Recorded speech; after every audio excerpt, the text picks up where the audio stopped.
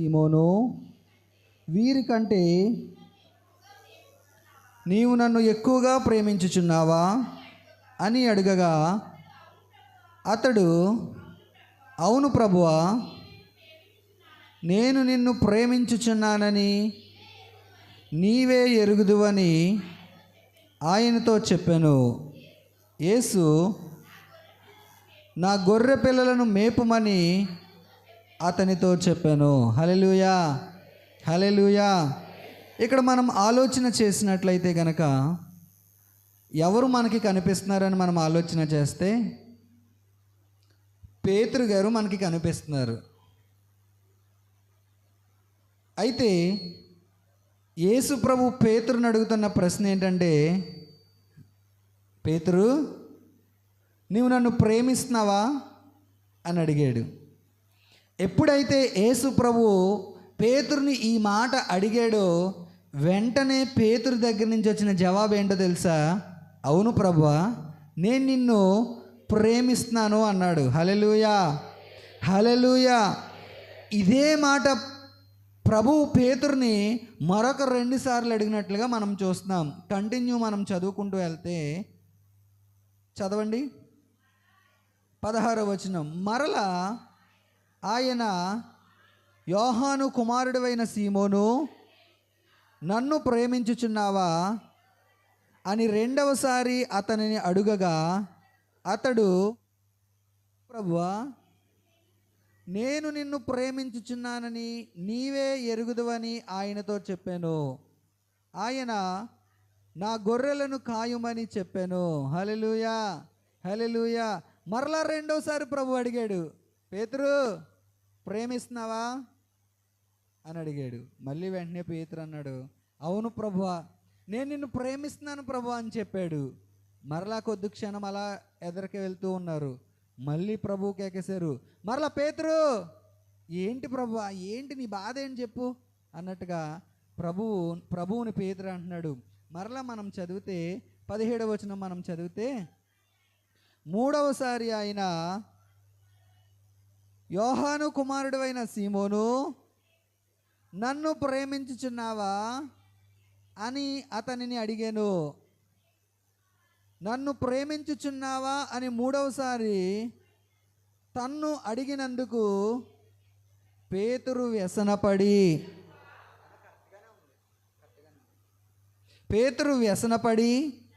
ప్రభువా, నీవు సమస్తము ఎరిగిన వాడవు, నిన్ను ప్రేమించుచున్నానని నీవే ఎరుగుదువని ఆయనతో చెప్పాను. హల్లెలూయా. 3వసారి పేతురుని అడుగుతులోకి ఇప్పుడు పేతురుకి ఏమైపోయిందంట? పేతురుకి బాధ వచ్చేసింది. పేతురు వ్యసన పడిపోతున్నాడు. పేతురుకి విసుగు వచ్చేసింది. మన ఇంట్లో కూడా చూడండి, పిల్లల్ని ఒకసారి చెప్తే వాళ్ళు ఏమంటారు? సరే అంటారు. మరలా అదే మాట 2వసారి చెప్తే, చెప్పావు కదా అంటారు. మళ్ళీ 3వసారి చెప్పామనుకోండి, ఎన్నిసార్లు చెప్తావు అంటారా అనరా కదా? పిల్లలు మన ఇంట్లోనే మన పిల్లల దగ్గర నుంచి ఆ మాటలు మనం వింటూ ఉంటాం. అయితే ఇప్పుడు మనకిద్దరు వ్యక్తులు మనకి కనిపిస్తున్నారు. ఒకటి యేసు ప్రభు, రెండోది పేతురు. ఇప్పుడు పేతురును ప్రభు ఏమడుగుతున్నాడంటే, పేతురు, నువ్వు నన్ను ప్రేమిస్తున్నావా అంటే పేతురు ఏమన్నాడో తెలుసా? అవును ప్రభువా, నేను నిన్ను ప్రేమిస్తున్నాను. మరలా కొద్ది సమయం అయిపోయింది, మళ్ళీ అడుగుతున్నాడు, పేతురు, నువ్వు నన్ను ప్రేమిస్తున్నావా? అవును ప్రభువా, నేను నిన్ను ప్రేమిస్తున్నాను ప్రభు అన్నాడు. మళ్ళీ కొద్ది సమయం అయిపోయింది, మళ్ళీ అంటున్నాడు, పేతురు, నన్ను ప్రేమిస్తున్నావా? ఎస్ అన్నాడు. అంతే పేతురు. హల్లెలూయా, హల్లెలూయా. పేతురు ఇక్కడ మన వాక్యంలో మనం ఆలోచన చేస్తే పేతురు ఏమైపోయాడంట? వ్యసనపడి, బాధపడి, విసుగొచ్చి మళ్ళీ ఏమన్నాడో తెలుసా ప్రభుతో? అవునయ్యా, నేను నిన్ను ప్రేమిస్తున్నాను, నువ్వు సమస్తము ఎరిగిన వాడవు. నేను నిన్ను ప్రేమిస్తున్నానో లేదో నువ్వు సమస్తము ఎరిగిన వాడవు. ఈరోజు ప్రభు నిన్ను నన్ను అదే ప్రశ్న అడుగుతున్నారు. ప్రియమైన దైవ జనాంగమా, ఈరోజు దేవుడు నిన్ను నన్ను అదే అడుగుతున్నాడు. పేతురు ప్లేసులో మీ పేరు పెట్టుకుని చదువుకోండి ఒకసారి. పేతురు ప్లేసులో మీ పేరు పెట్టుకుని చదువుకోండి. మీ దగ్గర జవాబు ఉందా? ఆలోచన చేయండి. ఇప్పుడు అప్పుడైతే పేతురుని అడిగాడు ప్రభు, ఇప్పుడు సంఘంగా కూడిన నీతో నాతో దేవుడు నిన్ను నన్ను ఏమడుగుతున్నాడో తెలుసా? ప్రియమైన సహోదరి సహోదరుడా, నువ్వు నన్ను ప్రేమిస్తున్నావా? దేవుడు నీ నుంచి ఏం కోరుకుంటున్నాడు? దేవుడు నా నుండి ఏం కోరుకుంటున్నాడు అంటే మనము ఆయన్ని ప్రేమించాలని కోరుకుంటున్నాడు. హల్లెలూయా, హల్లెలూయా. ఏం కోరుకుంటున్నాడు చెప్పండి? మొదటి యోహాను పత్రిక 4వ అధ్యాయం 19వ వచనాన్ని మనం చదివితే, ఆయన మనలను ప్రేమించెను గనుక మనము ప్రేమించుచున్నాము. అసలు మొట్టమొదట దేవుడు ఎవరిని ప్రేమించాడు? ఈరోజు మనం దేవుని సంఘంలో కూర్చుంటున్నామంటే, ఈరోజు దేవుని సన్నిధిలో ఆయన మాటలు వింటున్నామంటే, ఈరోజు దేవుని సన్నిధికి మనం క్రమంగా వస్తున్నాము అంటే మొట్టమొదట ఎవరి చేత మనం ప్రేమించబడ్డాం? దేవుని వాక్యం అంటుంది, దేవుడు లోకమును ఎంతో ప్రేమించాడంట. ఇక్కడ చదువుకుంటే ఇక్కడ కూడా ఏమన్నాడంటే, మొదట ఆయన మనల్ని ప్రేమించాడు. నువ్వు రక్షించబడి 30 సంవత్సరాలు, నువ్వు రక్షించబడి 20 సంవత్సరాలు, ఒకరు రక్షించబడి 15 సంవత్సరాలు, మరొకరు రక్షించబడి 11 సంవత్సరాలు. ఇన్ని సంవత్సరాలు అయ్యింది కదా. ఇన్ని సంవత్సరాల పూర్వమే దేవుడు నిన్ను ఏం చేశాడో తెలుసా? నిన్ను ప్రేమించి, హల్లెలూయా, దేవుడు నిన్ను ఏం చేశాడు? ప్రేమించాడు. కాబట్టి ఈరోజు ఆయన సంఘంలో మనం కూర్చోగలుగుతున్నాం. ఆయన నిన్ను ప్రేమించాడు కాబట్టి ఈరోజు ఎన్ని భయంకరమైన పరిస్థితులు వస్తున్నప్పటికీ కూడా దేవుడు నిన్ను ఏం చేశాడో తెలుసా? తప్పించాడు. హల్లెలూయా, హల్లెలూయా. నిన్న కాక మొన్న మా ఊర్లో ఒక చోట ఒక యాక్సిడెంట్, భయంకరమైన యాక్సిడెంటు. ఒక అమ్మాయి, ఆ అమ్మాయికి మ్యారేజ్ అయ్యి 3 years 2 years అయ్యింది. మాటేరు నుంచి పక్కన పెనుగొండ అమ్మాయి MBA చదివింది. పెనుగొండలో చాలా పెద్ద కాలేజ్ ఉంది. ఆ చుట్టుప్రక్కల ఊర్లో వాళ్ళందరూ కూడా చాలామంది వచ్చి అక్కడ చదువుకుంటూ ఉంటారు. అక్కడ అమ్మాయి MBA పూర్తి చేసింది. సర్టిఫికేట్ తెచ్చుకుందామని చెప్పి బైక్ మీద కాలేజ్కి వెళ్తుంది. మాటేరు నుంచి పెనుగొండ 3 kilometers అంతే, చాలా దగ్గరే. అనపర్తి, ద్వారపూడి ఎలా ఉంటుంది అట్లా ఉంటుంది. అయితే అలాంటి పరిస్థితిలో ఆ అమ్మాయి వెళ్తూ ఉంది. ఒక ట్రాక్టర్కి ఒక ఆటోకి మధ్యలో నుంచి అమ్మాయి వెళ్తూ ఉందంట. మరి ఎలా పడిపోయిందో తెలీదు. అవైతే గుద్దలేదని చెప్పారు. ఈ అమ్మాయే మరి గుద్దేశారు అనే భయంతో పడిపోయిందో ఎలా పడిపోయిందో తెలీదు. పడిపోయింది. పడిపోవడంతో ఈయన ఎవరికెంతకు తగిలింది. వెంటనే అలాంటి సిచ్యువేషన్లో ఉండగానే అమ్మాయికి హార్ట్ అటాక్ వచ్చింది. గట్టిగా ఉంటే 25 years ఉండొచ్చేమో, అంతే, అంతకన్నా ఎక్కువ ఉండవు. హార్ట్ అటాక్ వచ్చింది. వెంటనే ఆ అమ్మాయికి అక్కడ ఉన్నవాళ్ళు, చుట్టుప్రక్కల వాళ్ళు జనం మూగుతారు కదా, వాళ్ళు వెళ్ళినప్పుడు మరి అమ్మాయి వాటర్ అడిగినట్టుంది. వెంటనే వాళ్ళు మంచినీళ్ళు పట్టించేశారంట. ఆ సమయంలో మంచినీళ్ళు పట్టించకూడదు, కానీ జనానికి తెలియదు కదా, మంచినీళ్ళు పట్టించారు. వెంటనే ఆ అమ్మాయి అక్కడే ప్రాణం విడిచేసింది. ఇంకొక భయంకరమైన విషయం ఏంటో తెలుసా? ఆ అమ్మాయి 3వ నెల గర్భవతి. ఎంత భయంకరమైన విషయం అంటే, నిజమే, దేవుడు మనల్ని ప్రేమించకపోతే, దేవుని చేత మనం ప్రేమించబడకపోతే ఈరోజు మనం క్షేమంగా ఉండేవాళ్ళమా? ఆ విషయం నేను చూసినప్పుడు, ఆ విషయం నా చెవిలో పడినప్పుడు వెంటనే నేను దేవుని స్తుతించాను. ఎందుకో తెలుసా? జస్ట్ ఆ అమ్మాయి పడిపోతేనే ప్రాణం విడిచిపెట్టింది. అలాంటిది నన్ను ఒక కారు వచ్చి భయంకరంగా గుద్దినా కూడా దేవుని కృప వల్ల నేను క్షేమంగా ఉండగలిగాను. హల్లెలూయా. నా జీవితంలోనే కాదు ప్రియమైన దైవజనాంగమా, ఈరోజు ఉదయం మనం లేచి రోడ్డు ఎక్కేము అంటే ఎన్ని భయంకరమైన పరిస్థితుల నుంచి దేవుడు నిన్ను నన్ను తప్పిస్తున్నాడు ఆలోచన చేయండి. ముఖ్యంగా యవ్వనస్తులు, మన ఇంట్లో ఉండే యవ్వనస్తులు చాలా ర్యాష్గా బైకులు తోలుతూ ఉంటారు. వాళ్ళని ఎన్ని భయంకరమైన పరిస్థితుల నుంచి ప్రభు తప్పిస్తున్నాడు ఆలోచన చేయండి. నిజమే కదా. నేను అనుకున్నాను, ప్రభువా నువ్వు నన్ను ప్రేమించకపోతే నేను ఏమైపోదునో, నువ్వు నన్ను కరుణించకపోతే నేను ఏమైపోదునో. నిజమే. ఇక్కడ మనం వాక్యంలో మనం ఆలోచన చేస్తే పేతురును ప్రభు అడుగుతున్నాడు, పేతురు నువ్వు నన్ను ప్రేమిస్తున్నావా? ఈరోజు నిన్ను నన్ను కూడా దేవుడు అదే మాట అడుగుతున్నాడు. దేవుని నుంచి వచ్చే ప్రేమను మనం పొందుకుంటున్నాం, మంచిదే. దేవుడు మనల్ని క్షమించాడు, మంచిదే. దేవుడిచ్చే రక్షణను మనం పొందుకున్నాం, మంచిదే. ఇవన్నీ పక్కన పెడితే నీవు దేవుణ్ణి ప్రేమించగలుగుతున్నావా? పేతురుని అడిగిన ప్రశ్న ఈరోజు నిన్ను నన్ను అడుగుతున్నాడు, సంఘములో ఉన్న నిన్ను నన్ను. ప్రియమైన సహోదరి, నువ్వు నన్ను ప్రేమిస్తున్నావా? ప్రియమైన సహోదరుడా, నువ్వు నన్ను ప్రేమిస్తున్నావా? ఒకసారి ఆలోచన చేయండి. ఈ ప్రశ్న దేవుడు నిన్నే అడిగితే కాదు, అడిగాడు. ఈరోజు నిన్ను నన్ను అడుగుతున్నాడు, నువ్వు నన్ను ప్రేమించగలుగుతున్నావా? నీ మొదటి ప్రేమ నువ్వు ఎవరికి ఇవ్వగలుగుతున్నావు? ఒక భార్యగా నీ భర్తను నువ్వు ఎక్కువగా ప్రేమిస్తున్నావేమో, ఒక భర్తగా నీ భార్యను నువ్వు ఎక్కువగా ప్రేమిస్తున్నావేమో, ఒక తల్లిదండ్రులుగా నీకున్న బిడ్డలను ఎక్కువగా ప్రేమిస్తున్నావేమో. కానీ దేవుడు చెప్తున్నాడు, నీ తొలి ప్రేమ ఆయనకి కావాలి. హల్లెలూయా, హల్లెలూయా. మన భర్త కన్నా, మన భార్య కన్నా, మన తల్లిదండ్రుల కన్నా, మన ఆస్తుపాస్తుల కన్నా, మన ఉద్యోగం కన్నా, మనకున్న సమస్తము కన్నా మనము దేన్ని ఎక్కువగా ప్రేమించాలో తెలుసా? యేసయ్యని ఎక్కువగా ప్రేమించాలి. హల్లెలూయా, హల్లెలూయా. ఎంతమంది రోజు అలా చేయగలుగుతున్నారు? ఎంతమంది యేసయ్యని ఎక్కువగా ప్రేమించగలుగుతున్నారు? పేతురుని అడుగుతున్నాడు, పేతురు నన్ను ప్రేమిస్తున్నావా? దేవుడు ఒకవేళ నిన్ను ఈ ప్రశ్న ఈరోజు అడుగుతున్నాడు కదా, నీ దగ్గర ఉండి వచ్చే జవాబు ఏంటి? ప్రభువా, నా కొడుకు అంటే నాకు చాలా ఇష్టమయ్యా. ప్రభువా, నా కూతురు అంటే నాకు చాలా ఇష్టమయ్యా. ప్రభువా, నా భర్త తర్వాతే నాకు ఎవరైనానయ్యా అంటున్నావా? కాదయ్యా, నీ తర్వాతే నాకు. పేతురు అంటున్నాడు, ప్రభువా నేను నిన్ను ప్రేమిస్తున్నానయ్యా. ప్రభువా నేను నిన్ను ప్రేమిస్తున్నానయ్యా. మూడోసారి అన్నాడు, ప్రభువా నువ్వు సమస్తము ఎరిగిన వాడవు.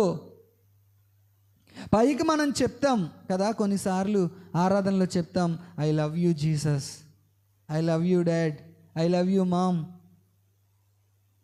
కొంతమంది అయితే పచ్చబొట్లు కూడా పొడిపించేసుకుంటూ ఉంటారు, I love you mom, dad కదా.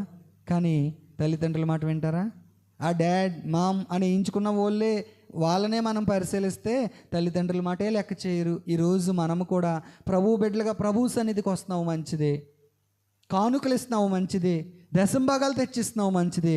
కానీ అన్నిటికంటే ముఖ్యంగా ప్రభువును ప్రేమించగలుగుతున్నారా? ఆలోచన చేయండి. నీ నుంచి ప్రభువు కోరుకునేది ఒక్కటే, నువ్వు ఆయన్ను ప్రేమించాలని. హల్లెలూయా, హల్లెలూయా. మిగతా కానుకలు, దశంభాగాలు, కృతజ్ఞతార్పణలు, ప్రతిష్టార్పణలు ఇవన్నీ సెకండరీ. మొట్టమొదట నువ్వు ప్రభువుని ప్రేమించాలి, ప్రభువును ప్రేమించాలి. హల్లెలూయా, హల్లెలూయా. చూడండి, ఇక్కడ మనం ఆలోచన చేసినట్లయితే ఒక వ్యక్తి ఎప్పుడైతే మనము ప్రభువును ప్రేమించగలుగుతామో ఆయన విషయంలో దేనికి కూడా మనము వెనకాడము. హల్లెలూయా, హల్లెలూయా. ప్రార్థన చేయగలుగుతాం, మందిరానికి క్రమంగా రాగలుగుతాం, సేవకుని మాటను మనం వినగలుగుతాము, దేవుని మాటకు మనం తల వంచగలుగుతాము, ఏదైనా మనం చేయగలుగుతాం. ఎప్పుడు? ఆయనను ప్రేమించినప్పుడు. లోకంలో ఒక సామెత ఉంటుంది కదా, ఇష్టమైతే ఇంగువ ఏమైపోద్దంట? బెల్లం అయిపోద్దంట. ఇష్టమైతే ఇంగువే బెల్లం అంటారు కదా. ఇంగువ మనందరం తినగలమా? అసలు ఆ వాసనే చాలామందికి నచ్చదు కదా. కొంతమంది కూరల్లో వేస్తారు, ఆ వాసన బట్టి మనం పసిగట్టేస్తాం. కానీ అలాంటి ఇంగువ మనకు నచ్చింది అనుకోండి, అది బెల్లంలా మనం తినేస్తాం. దేవుని వాక్యం అంటుంది, మొట్టమొదటి ప్రేమ నువ్వు ఎవరికి ఇవ్వాలో తెలుసా? నా యేసయ్యకి మాత్రమే ఇవ్వాలి. హల్లెలూయా. ఒక యవ్వనస్తుడిగా నీ తల్లిదండ్రులు కాదు నువ్వు ఎక్కువ ప్రేమించవలసింది, ఒక యవ్వనస్తుడిగా నీ భార్యను కాదు నువ్వు ఎక్కువ ప్రేమించవలసింది, ఒక భార్యగా నీ భర్తను కాదు నువ్వు ఎక్కువ ప్రేమించవలసింది. మొట్టమొదట మన స్థానం ఎవరికి ఇవ్వాలి అంటే యేసయ్యకి ఇవ్వాలి. ఈరోజు దేవుడు అడుగుతున్నాడు, పేతురు నీ పేరు పెట్టుకుని చదువుకోండి, నీవు నన్ను ప్రేమిస్తున్నావా అంటే మన దగ్గర ఏం జవాబు ఉంది? ప్రేమించాం కాబట్టే కదా ప్రభు గుడికి వచ్చాము అంటే. గుడికి చాలామంది వస్తున్నారు, మనమేనేంటి? మీటింగ్ పెడితే చాలామంది అన్యులు వచ్చి కూర్చుంటారు, క్రిస్మస్కి బోల్డ్ మంది అన్యులు వచ్చి కూర్చుంటారు. నో, అది కాదు. ప్రభువును ప్రేమించడం అంటే ఆయన మాట వినడం, ప్రభువును ప్రేమించడం అంటే ఆయన ఎలా చెప్తే అలా చేయడం. ఒక మాట తెలుసా, ప్రభువును ప్రేమించడం అంటే ఆయనకి ఇష్టమైన విధంగా మనం ప్రవర్తించడం. హల్లెలూయా, హల్లెలూయా. ప్రభువును ప్రేమించడం అంటే ఏంటి? మనం ఏ వ్యక్తినైనా ఎక్కువగా ఇష్టంగా ప్రేమిస్తున్నాం అనుకోండి, వాళ్ళు ఏం చెప్తే అది చేస్తారా చేయరా? మా మమ్మీ అంటే నాకు ఎక్కువ ఇష్టం అనుకోండి, మా మమ్మీ ఏం చెప్తే అదే చేస్తాను. ఆమె మాట నేను ఏం చేయను, అస్సలు దాటను కదా. మనము దేవుణ్ణి ఎక్కువగా ప్రేమిస్తే, యేసయ్యను మనం ఎక్కువగా ప్రేమించగలిగితే, యేసయ్య ఏది చెప్తే అది చేస్తాం మనం. హల్లెలూయా, హల్లెలూయా. ఇక్కడ మనం ఆలోచన చేస్తే కనుక చూడండి, మనందరికీ ఇద్దరు వ్యక్తులని ఈరోజు నేను మీ ముందు పెడతాను. మొట్టమొదటి వ్యక్తి పేరు అబ్రహాము. మనందరికీ తెలుసున్న విషయమే. అబ్రహాముని దేవుడు టెస్ట్ చేశాడు కదా. ఆదికాండము 22వ అధ్యాయము 1 నుంచి మనం చదివితే, ఆ సంగతులు జరిగిన తరువాత దేవుడు అబ్రహామును పరిశోధించెను. ఎట్లనగా ఆయన అబ్రహామా అని పిలువగా అతడు చిత్తము ప్రభువా అనెను. అప్పుడైనా నీకు ఒక్కడై ఉన్న నీ కుమారుని అనగా నీవు ప్రేమించు ఇస్సాకును తీసుకొని మోరియా దేశమునకు వెళ్ళి అక్కడ నేను నీతో చెప్పబోవు పర్వతములలో ఒక దాని మీద దహనబలిగా అతన్ని అర్పించమని చెప్పాను. హల్లెలూయా, హల్లెలూయా. ఇక్కడ అబ్రహాము మనకి కనిపిస్తున్నాడు. మనందరికీ తెలుసు, అబ్రహాము వృద్ధప్రాయంలో ఉండగా దేవుడు అబ్రహాముకి ఒక కుమారుని ఇచ్చాడు కదా. ఏం పేరు? ఇస్సాకు. మరొక పేరేంటి? వాగ్దాన పుత్రుడు కదా. ఈ వాగ్దాన పుత్రుడిని దేవుడు వాగ్దానం చేశాడు అబ్రహాముకి. ఏమన్నాడంటే, అబ్రహమా, నీకు హాగరు ద్వారా కలిగిన వాడు నీ కుమారుడు అనిపించుకోడు, కానీ ఏ భార్య అయితే నీకు సొంత భార్య ఉందో ఆ సొంత భార్య ద్వారా, అంటే నా చిత్తానుసారంగా నువ్వు చేసుకున్న భార్య అయిన రిబ్కా కాదు, షారాయి ద్వారా నువ్వు ఒక కుమారుణ్ణి కంటావు. అతనికి నువ్వు ఇస్సాకు అని పేరు పెడతామని దేవుడు వాగ్దానం చేశాడు. ఎప్పుడైతే దేవుని చేత వాగ్దానం చేయించుకున్నాడో అబ్రహాము, దేవుడు వాగ్దానం చేశాడో అబ్రహాముకి, ఇప్పుడు అబ్రహాము చాలా వెయిట్ చేస్తున్నాడు ప్రభు సన్నిధిలో. దేవుడు నాకు ఒక కుమారుణ్ణి ఇస్తాడు, దేవుడు నాకు ఒక కుమారుణ్ణి ఇస్తాడు అని చెప్పి చూసి చూడగా చాలా నిరీక్షించగా, వాక్యంలో ఒక మాట అంటది, నిరీక్షణకి ఆధారము లేనప్పుడంట అబ్రహాం ఏం చేశాడంట? దేవుని మాటని నమ్మాడంట. ఈరోజు మన నిరీక్షణకు ఆధారం ఉందా లేదా? ఉందన్న వాళ్ళు ఎంతమంది? హల్లెలూయా. లేదన్న వాళ్ళు చెప్పండి. ఉంది కదా. ఏంటి మన నిరీక్షణకు ఆధారం? ఏంటి? వాక్యమే. ఉదయం నుంచి రాత్రి వరకు మనం వాక్యం చదివితే ఈ వాక్యంలో దేవుడు ఎంతమంది భక్తుల జీవితంలో ఎన్ని మేలులు చేశాడో ఇవన్నీ మనకు ఆధారమా కాదా? కదా. కానీ అబ్రహాముకు ముందు ఇలాంటి కార్యం ఎక్కడా జరగలేదు. అబ్రహాముకు ముందు 100 సంవత్సరాలకు ఎవరికైనా కుమారుడు పుట్టాడని బైబిల్లో ఉందా? లేదు. కానీ నిరీక్షణకి ఆధారం లేనప్పుడంట అబ్రహాం ఏం చేశాడు? దేవుణ్ణి నమ్మాడు. అలాంటి పరిస్థితిలో అబ్రహాముకి లేక వృద్ధాప్యములో ఇంకా నా బ్రతుకు అయిపోయింది, ఇంకా నా జీవితం అయిపోయింది, నాకు ఇంచుమించు 95, 96, 97, 98, 99 సంవత్సరాలు వచ్చేసినాయి అనుకున్నప్పుడు దేవుడు అబ్రహాంకి ఏం కలగజేశాడు? నోటి నిండా నవ్వు కలగజేశాడు. హల్లెలూయా. ఇస్సాకు అంటే అర్థం ఏంటి? నవ్వు. ఈరోజు నీ జీవితంలో ఇంకా నా పరిస్థితి అయిపోయింది, ఇంకా నేను ఏమి చేయలేను, ఇంకా నాకు ఎటు ద్వారాలన్నీ మూసుకుపోయినాయి నువ్వు అనుకుంటున్న సమయంలో దేవుడు నీ నోటి నిండా నవ్వు కలగజేసే దేవుడు. హల్లెలూయా. ఏ వేదనతో ఈరోజు నువ్వు ప్రభు సన్నిధికి వచ్చావో, ఏ బాధతో నువ్వు ప్రభు సన్నిధికి వచ్చావో, ఏ శోధనలో ఉండి నువ్వు ప్రభు సన్నిధికి వచ్చావు, నా ప్రభు చెప్తున్న మాట ఏంటో తెలుసా? అబ్రహాముకు నవ్వు కలగజేసిన దేవుణ్ణి నేను నీకు కూడా నవ్వు కలగజేస్తాను. హల్లెలూయా. చప్పట్లు కొడదాం ఒకసారి. అబ్రహాము జీవితంలో నవ్వు కలగజేసిన దేవుడు, అబ్రహాము జీవితంలో వేదనను తొలగించి నవ్వు కలగజేసిన దేవుడు, ఈరోజు నువ్వు ఎలాంటి వేదనలో, శోధనలో, బాధలో కుమిలిపోతున్నావేమో నా దేవుడు చెప్తున్న మాట ఏంటో తెలుసా?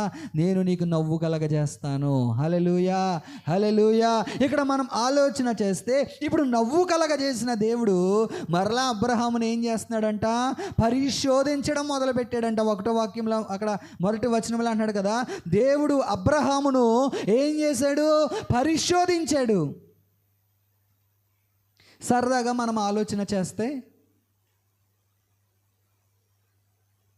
వృద్ధాప్యంలో ఉన్న అబ్రహాంకి దేవుడిని ఒక కుమారుడిని ఇచ్చినప్పుడు అసలు అబ్రహాం మనసు ఎలా ఉంటుందండి? ఎన్ని సంవత్సరాలు వెయిట్ చేశాడు? ఎన్ని సంవత్సరాలు అబ్రహాము వెయిట్ చేసి ఉన్నాడు దేవుని దగ్గర కదా. చాలా సంవత్సరాలు అబ్రహాం ఏం చేశాడు? వెయిట్ చేశాడు. ఇప్పుడు అలాంటి అబ్రహాముకి దేవుడు ఒక కుమారుని ఇచ్చినప్పుడు అప్పటి వరకు దేవుడు మాట చాలా శ్రద్ధగా విన్నాడు అబ్రహాము. అప్పటి వరకు దేవుడు ఏది చెప్తే అదే వినేవాడేమో, కానీ జస్ట్ చిన్న గ్యాప్ వచ్చి ఉంటుంది అబ్రహాముకి దేవుడికి. ఎందుకు? మరొక కొడుకు పుట్టాడు కదా, ఈ కొడుకుతో చక్కగా రోజు ఆడుకుంటూ, ఈ కొడుకుతో చక్కగా రోజు ఎంజాయ్ చేస్తూ, ఈ కొడుకుతో చాలా హ్యాపీగా ఉంటున్న అబ్రహాముకి ఇప్పుడు అబ్రహాముకి దేవుడికి ఏమొచ్చి ఉండవచ్చు? చిన్న గ్యాప్ వచ్చిందేమో. అప్పుడు దేవుడు అబ్రహాముకి చిన్న పరీక్ష పెట్టాలనుకున్నాడు. ఇక్కడ దేవుని వాక్యం మనం ఆలోచన చేస్తే ఏమంటున్నాడండి అక్కడ? దేవుడు అబ్రహామును పరిశోధించెను. చూడండి, చాలాసార్లు మనం ఏమనుకుంటామంటే దేవుడు నన్ను శోధించేస్తున్నాడండి, శోధనకు అప్పగించేశాడండి దేవుడు అనుకుంటా. మన దేవుడు ఎప్పుడు శోధించే దేవుడు కాదు, ఆయన పరిశోధించే దేవుడు. హల్లెలూయా. ఎవరు శోధిస్తారు మనల్ని? శోధించేవాడు సాతాను, పరిశోధించేవాడు దేవుడు. అర్థమవుతుందన్నమాట? చెప్పండి. శోధించేవాడు ఎవడు? అపవాది. వాడు పనే అది. కానీ దేవుడు ఏం చేస్తాడో తెలుసా? పరిశోధిస్తాడు. ఈ వ్యక్తి విశ్వాసంలో నిలవగలడా లేడా, ఈ వ్యక్తి విశ్వాస విషయంలో కరెక్ట్గా నిలవబడగలడా లేడా అని దేవుడు ఏం చేస్తాడంటే పరిశోధిస్తాడు. కానీ అపవాది ఏం చేస్తాడో తెలుసా? ఈ వ్యక్తిని ఎలాగైనా విశ్వాసంలో పడగొట్టాలంతే అని చెప్పి అపవాది ఏం చేస్తాడు? శోధిస్తూ ఉంటాడు. అపవాది ఎవరిని శోధించాడు? స్వయంగా యేసు ప్రభువునే శోధించాడు. అవునా కదా? కొండ మీదకి వచ్చి ఎవరిని శోధించాడు? ఈ రాళ్ళను రొట్టెలుగా చేసుకుని తినే, కొండ మీద దూకే శోధించాడా లేదా? కానీ దేవుడు శోధించే దేవుడు కాదు. దేవుడు ఏం చేస్తాడంటే కొన్నిసార్లు మనల్ని పరిశోధిస్తాడు. ఇప్పుడు అబ్రహాము జీవితంలో కూడా దేవుడు ఏం చేశాడు? పరిశోధించడం ప్రారంభించాడు. ఎప్పుడైతే పరిశోధించడం ప్రారంభించాడో ఇప్పుడు అబ్రహాముతో దేవుడు ఏమన్నాడంటే, అబ్రహమా, నీకు ఒక్కనై ఉన్న నీ కుమారుణ్ణి మోరియా పర్వతం మీదకి తీసుకొచ్చేయి, నువ్వు నాకు బలి అర్పించేయి అన్నప్పుడు అబ్రహాం వెంటనే ఏం చేస్తున్నాడో తెలుసా? చదవండి. 3వ వచనం చదువుతున్నారు. తెల్లవారినప్పుడు అబ్రహాము లేచి తన గాడిదకు గంత కట్టి తన పనివారిలో 2 తన కుమారుడకు ఇస్సాకును వెంటబెట్టుకొని దహన బలి కొరకు కట్టెలు చీల్చి లేచి దేవుడు తనతో చెప్పిన చోటికి వెళ్ళెను. 3వ నాడు అబ్రహాము కన్నులెత్తి దూరం నుండి ఆ చోటు చూచి తన పనివారితో, మీరు గాడిదతో ఇక్కడనే ఉండుడి, నేనును ఈ చిన్నవాడును అక్కడికి వెళ్ళి దేవునికి మ్రొక్కి మరలా మీ యొద్దకు వచ్చేదమని చెప్పి. హల్లెలూయా, హల్లెలూయా. ఇప్పుడు ఇక్కడ మీరు ఆలోచన చేస్తే పని వాళ్ళతో చెప్తున్నాడు, బాబు నా కొడుకుని తీసుకురండి అంటే 2 పనివాళ్ళు చక్కగా ఇస్సాకుని మంచిగా నీట్గా స్నానం చేయించేశారు, మంచిగా పౌడర్ రాశారు, మంచి దుస్తులు వేసారు, వస్త్రాలు వేసి ఇప్పుడు వీళ్ళిద్దరూ 2 చేతులతో పట్టుకుని తీసుకొస్తున్నారు అబ్రహాం దగ్గరికి. ఇస్సాకు కూడా ఎంత విధేయుడో తెలుసా? చక్కగా తల వంచుకుని తండ్రి దగ్గరికి వచ్చాడు. ఇప్పుడు అబ్రహాం తీసుకెళ్తున్నాడు. కొండలు ఎక్కుతున్నారు, కొండలు మెట్టెలు అవన్నీ దాడుతున్నారు. వీళ్ళు దాడుతుంటే ఇప్పుడు పని వాళ్ళతో అన్నాడు అబ్రహాము, నేను నా కొడుకుని తీసుకెళ్తాను, మీరు ఇక్కడే వెయిట్ చేయండి. ఇప్పుడు ఎప్పుడైతే ఇస్సాకును తీసుకుని వెళ్తున్నాడో అదే మన పిల్లలైతే ఏమంటారు? ఎక్కడికే, ఎందుకు, ఎన్ని ప్రశ్నలు అడుగుతారో మనల్ని కదా. కానీ ఇస్సాకు మారు మాట్లాడలేదు. ఇస్సాకు పెంచబడిన విధానము అబ్రహాము దగ్గర విధేయత నేర్చుకున్నాడు ఇస్సాకు. ఈ మారు మాట్లాడకుండా తండ్రి చెయ్యి పట్టుకుని నడు డాడీ వెళ్దాం మన ఇద్దరం మోరియా పర్వతం మీదకని బయలుదేరాడు. హల్లెలూయా, హల్లెలూయా. మన పిల్లలు కూడా ఇలాంటి విశ్వాసులుగా మార్చబడుదురుగాక, ఇలాంటి విశ్వాసులుగా తీర్చబడుదురుగాక. ఎప్పుడైతే ఈ ఇస్సాకు తన తండ్రి చెయ్యి పట్టుకుని నడుస్తున్నాడు, డాడీ ఎక్కడికి అని అడిగి ఉండవచ్చు బహుశా. అప్పుడు అబ్రహాం అన్నాడు, ఒరేయ్ బాబు, దేవుడికి బలిచ్చి మరలా మనం వద్దాంరా అని చెప్పాడు అబ్రహాము. వెళ్తున్నారు. తర్వాత వచనం చదవండి. దహన బలికి కట్టెలు తీసుకొని తన కుమారుడకు ఇస్సాకు మీద పెట్టి తన చేతితో నిప్పును కత్తిని పట్టుకుని పోయిను. వారిద్దరూ కూడి వెలుచుండగా ఇస్సాకు తన తండ్రి అయిన అబ్రహాముతో నా తండ్రి అని పిలిచెను. చూడండి, ఒకసారి ఆలోచించేయండి. ఆ సందర్భము అబ్రహాము హృదయాన్ని కలిచివేస్తున్న సమయం. ఆ సందర్భము అబ్రహాము హృదయాన్ని పిండేస్తున్న సమయం. ఎందుకు అంటే మరికొద్ది క్షణాల్లో తన కొడుకుని చంపబోతున్నాడు అబ్రహాము. లేక లేక పుట్టిన తన కొడుకుని మరికొద్ది క్షణాల్లో తన కొడుకు ఏమైపోతున్నాడు? బలైపోతున్నాడు. తన కొడుకు ఏమైపోతున్నాడు? చంపబోతున్నాడు. ఎవరు చంపుతున్నారు? పోనీ తనకు తెలియకుండా ఎవరైనా చంపుతున్నారా అంటే నో, తనే తన కొడుకుని తన చేతులతో బలిచ్చేపోతున్న సమయం. ఒకసారి ఆ పరిస్థితిలో నువ్వు ఉండి ఆలోచన చెయ్యి. నీ కొడుకుని దేవుడు అడిగితే నువ్వు ఇస్తావా? నీకు లేక లేక పుట్టిన నీ కొడుకుని, లేక లేక పుట్టిన నీ కుమార్తెని ప్రభువు అడిగితే నువ్వు ఇవ్వగలవా? నీ దగ్గర ఏదైనా శ్రేష్టమైంది దేవుడు అడిగితే నువ్వు ఇవ్వగలవా? ఇది ప్రేమించడం అంటే. ఏది ప్రేమించడం అంటే? అబ్రహాము ప్రేమిస్తున్నాడు దేవుణ్ణి. ఇది యథార్థమైన ప్రేమ అంటే. ఈరోజు ప్రభు నీ బంధువులు విడిచిపెట్టి రా అంటే మనం మన బంధువులు విడిచిపెట్టలేం. ఈరోజు నీకున్న ఆచారాలను విడిచిపెట్టి రా అంటే ఆచారాలను విడిచిపెట్టలేం. ఈరోజు నీకున్న సమస్తాన్ని విడిచిపెట్టి రండి అంటే మనం విడిచిపెట్టలేమే. కానీ అబ్రహాము తనకి లేక లేక పుట్టిన కుమారుణ్ణి బలివ్వడానికి కూడా వెనుదిరగలేదు. అబ్రహాము ఇస్సాకు అడుగుతున్నాడు, డాడీ మన ఇద్దరం ఎక్కడికి వెళ్తున్నాం? మోరియా పర్వతానికి వెళ్తున్నాం రా. దేవుడికి బలి ఇవ్వడానికి వెళ్తున్నాం రా. అవునా డాడీ, మరి దేవునికి బలి ఇవ్వడానికి మేకపిల్ల కావాలి కదా, గొర్రెపిల్ల కావాలి కదా. ఏది డాడీ గొర్రెపిల్ల?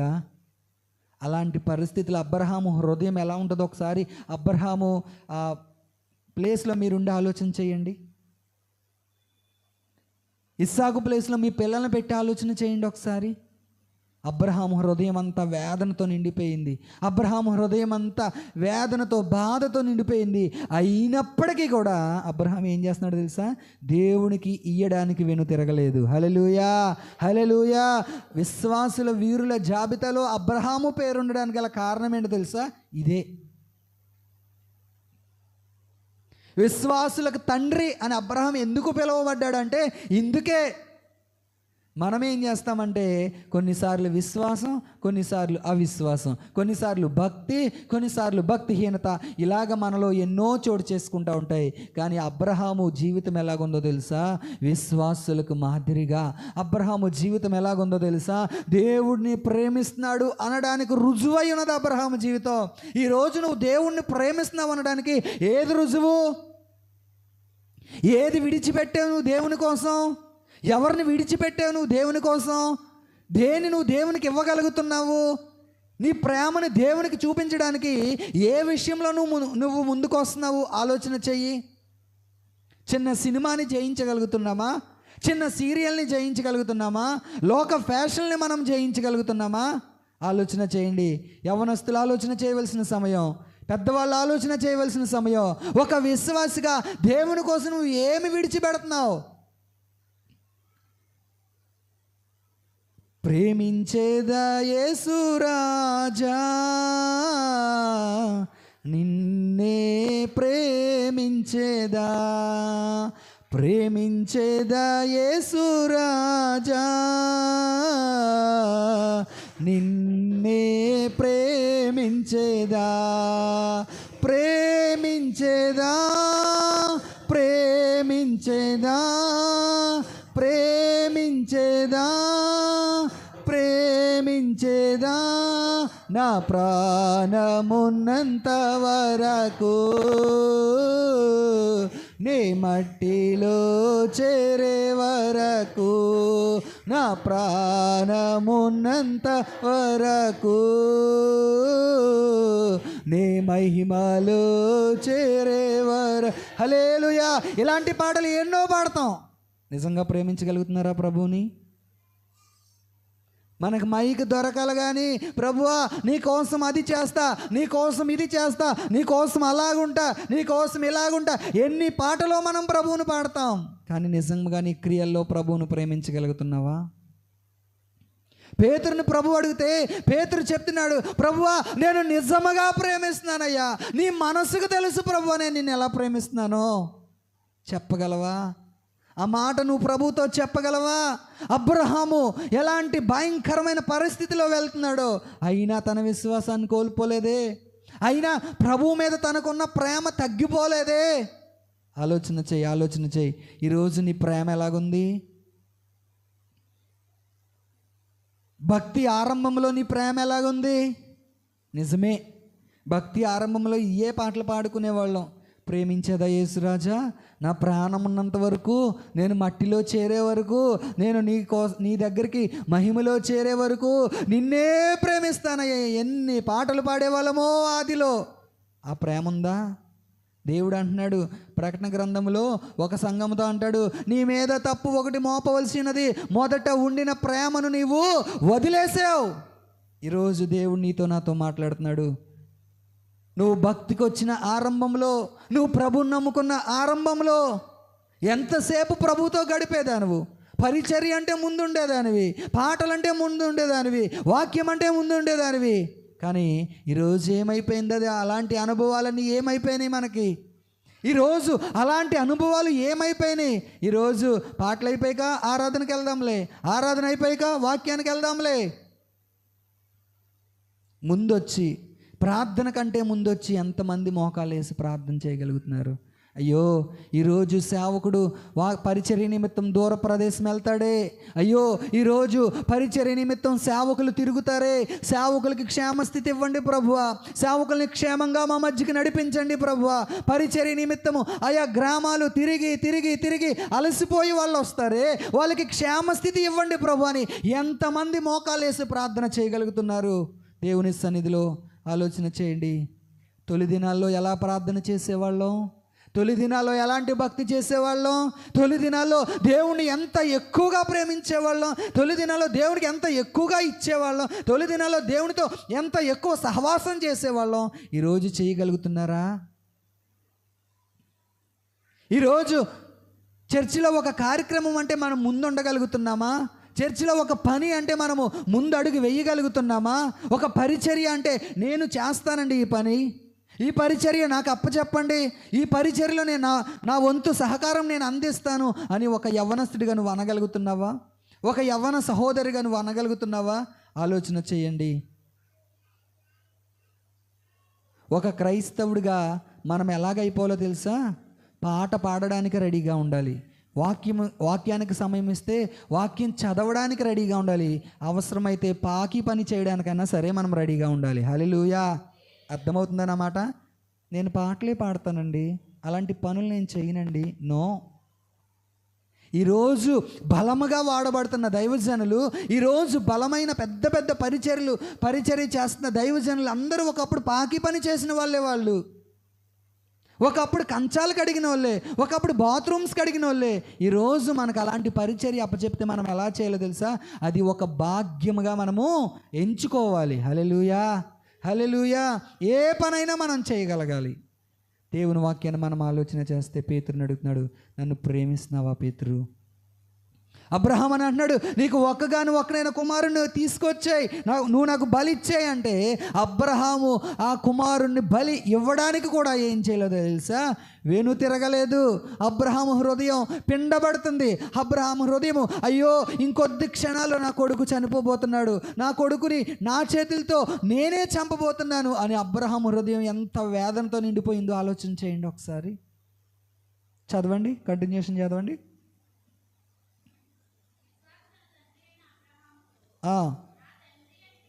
7వ వచనం, ఇస్సాకు తన తండ్రి అయిన అబ్రహాముతో నా తండ్రి అని పిలిచెను. అందుకతడు ఏమి నా కుమారుడా అనెను. అప్పుడు అతడు నిప్పును కట్టెలను ఉన్నవు కానీ, అబ్బా ఇక్కడికి వచ్చేసరికి నిజంగా అబ్రహాము నిజంగా బోరును విలపించేసి ఉంటాడు. కానీ కుమారుడు ఎదురుగుండా ఏడిస్తే ఆ కుమారుడు బెదిరిపోతాడేమో.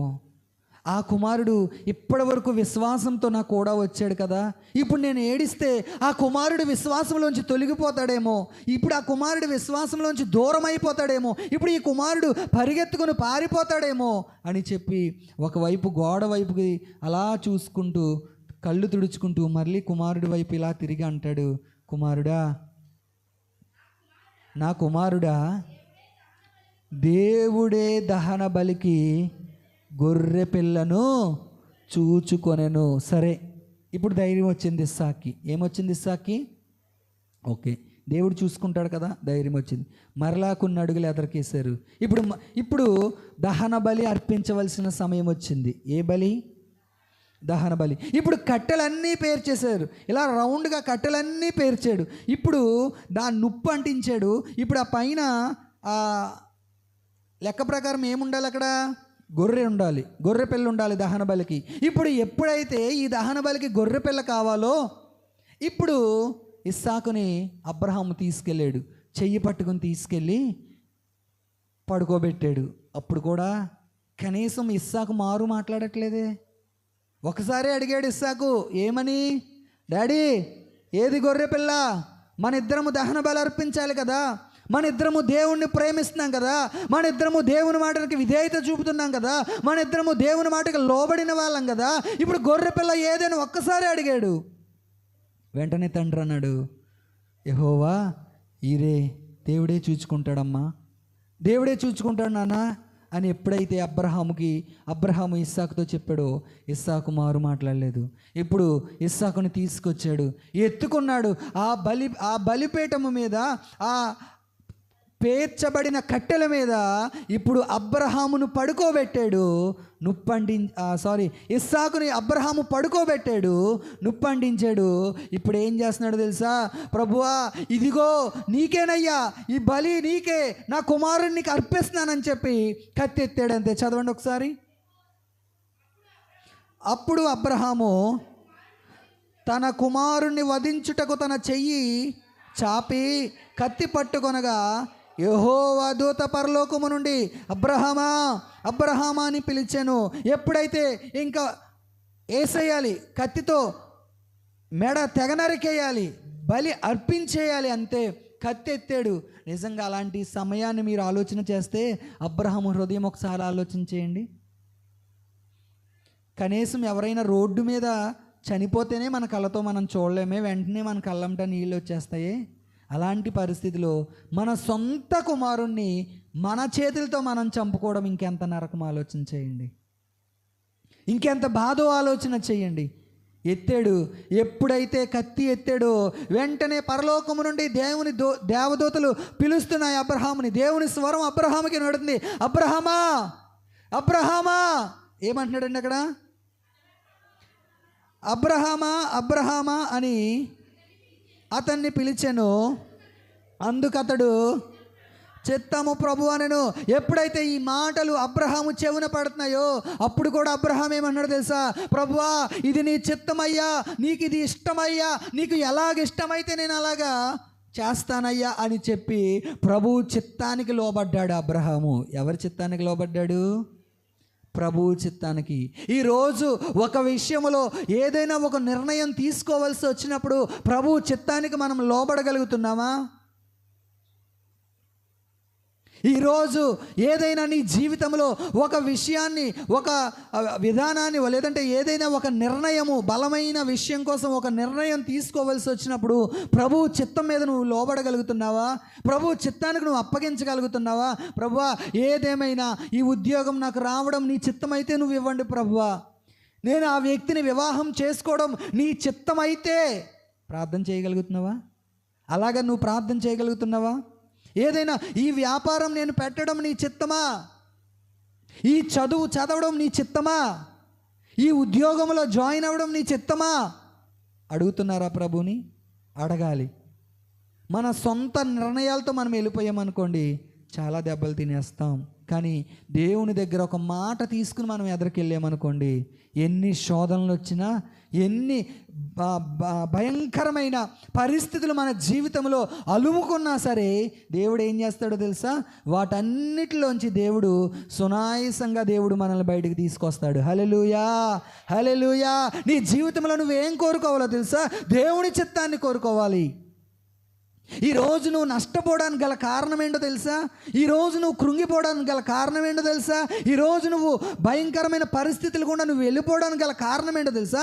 నీ స్వచిత్తం నువ్వు నెరవేర్చుకుంటున్నావు, నీ స్వచిత్తం మీద నువ్వు ఆధారపడుతున్నావు, నీ స్వచిత్తం మీద నువ్వు ఆనుకుని ఎదరికి వెళ్ళిపోతున్నావు. కాబట్టే ఇలాంటి భయంకరమైన పరిస్థితులు. కానీ నువ్వేం చేయాలో తెలుసా? సంఘముగా ఉన్న నువ్వు, దేవుని బిడ్డగా పిలువబడే నువ్వేం చేయాలో తెలుసా? దేవుని చిత్తానికి నువ్వు లోబడాలి. అది చిన్న విషయమైనా సరే, అది పెద్ద విషయమైనా సరే దేవుని చిత్తానికి లోబడాలి. మనందరికీ తెలుసు గొప్ప దైవజనులు భక్సింగ్ గారు అంట ప్రతి విషయంలో కూడా దేవుణ్ణి అడిగేవాడంట. దైవజనులు భక్సింగ్ గారు, ప్రభువా నేను ఈ వ్యక్తితో మాట్లాడొచ్చా, ఆ ఊరు నేను వెళ్ళొచ్చా, వీళ్ళతో నేను ఈ విషయం చెప్పొచ్చా అని ప్రతి విషయంలో కూడా భక్సింగ్ గారు ఏం చేసేవారంట, దేవుని చిత్తాన్ని అడిగేవాడంట. ఎంతమంది రోజు మనం దేవుని చిత్తం మీద ఆధారపడుతున్నాం? చిన్న విషయానికి కూడా దైవజనుడు దేవుని చిత్తం కోసం కనిపెట్టేవాడంట. మనం పెద్ద పెద్ద విషయాల్లో కూడా దేవుని చిత్తాన్ని కనిపెట్టాం. మన స్వచిత్తం అంతే, నచ్చితే చేసాడు, నచ్చితే చేసుకెళ్ళిపోవడం.